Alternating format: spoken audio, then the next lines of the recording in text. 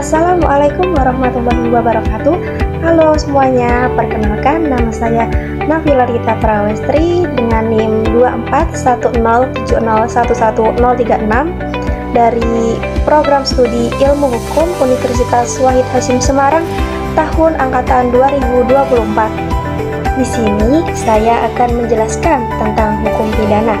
Sebelum itu, kita harus mengetahui hal-hal dasar yang ada di dalam hukum pidana, seperti pengertian, definisi, asas-asas, unsur, dan tujuan utama yang ada di dalam hukum pidana.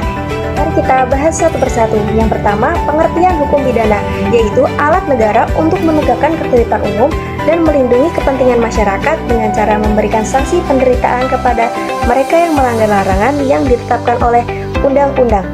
Yang kedua, ada definisi hukum pidana. Menurut pembagiannya, untuk memahami hukum pidana secara komprehensif, pentingnya membagi dua jenis utama. Yang pertama, hukum pidana material. Hukum pidana material adalah aturan yang menjawab pertanyaan, apa yang dilarang, siapa yang dapat dihukum, dan apa hukumannya. Isinya mengatur perbuatan-perbuatan yang dapat dipidana, syarat-syarat untuk menjatuhkan pidana, misalnya unsur kesalahan dan jenis-jenis sanksi pidana. Bisa pidana mati, penjara, kurungan, denda, dan lain sebagainya. Sumber utama yaitu dari Kitab Undang-Undang Hukum Pidana dan Undang-Undang Pidana Khusus lainnya seperti UU Korupsi, UU Narkotika. Yang kedua, hukum pidana formil. Hukum pidana formil adalah aturan yang mengatur pertanyaan bagaimana cara menghukum, bagaimana cara menjalankan prosesnya. Isi mengatur tata cara atau prosedur yang harus ditempuh oleh aparat penegak hukum seperti polisi, jaksa, hakim dalam menyelidik, menuntut, mengadili, dan melaksanakan putusan pidana. Yang ketiga, kita akan membahas asas-asas hukum pidana. Ini adalah prinsip-prinsip fundamental yang menjadi landasan dan batasan bagi penerapan hukum pidana. Yang pertama, ada asas legalitas. Tidak ada perbuatan yang dapat dipidana tanpa adanya undang-undang yang mengatur yang terlebih dahulu. Ini menjamin kepastian hukum. Yang kedua, asas kesalahan.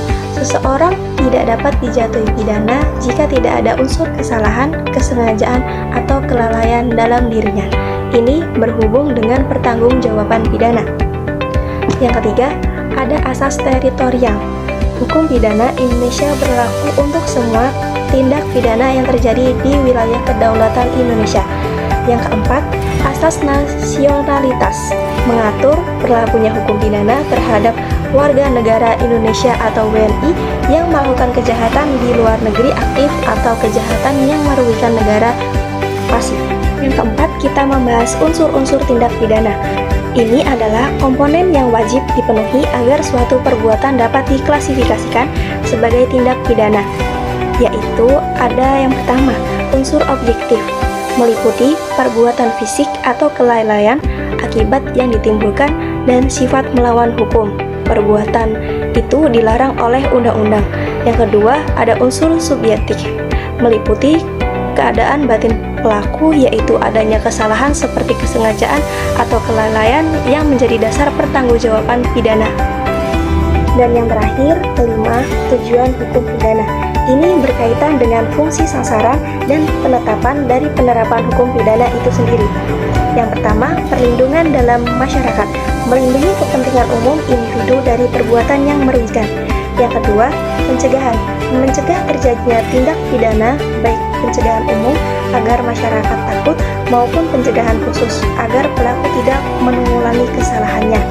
Yang ketiga, rehabilitasi atau koreksi, memperbaiki dan mengembangkan perilaku tindak pidana ke masyarakat. Yang keempat, penegakan keadilan, mewujudkan rasa keadilan, khususnya keadilan restoratif dalam KUHP nasional. Sekian video dari saya. Wassalamualaikum warahmatullahi wabarakatuh.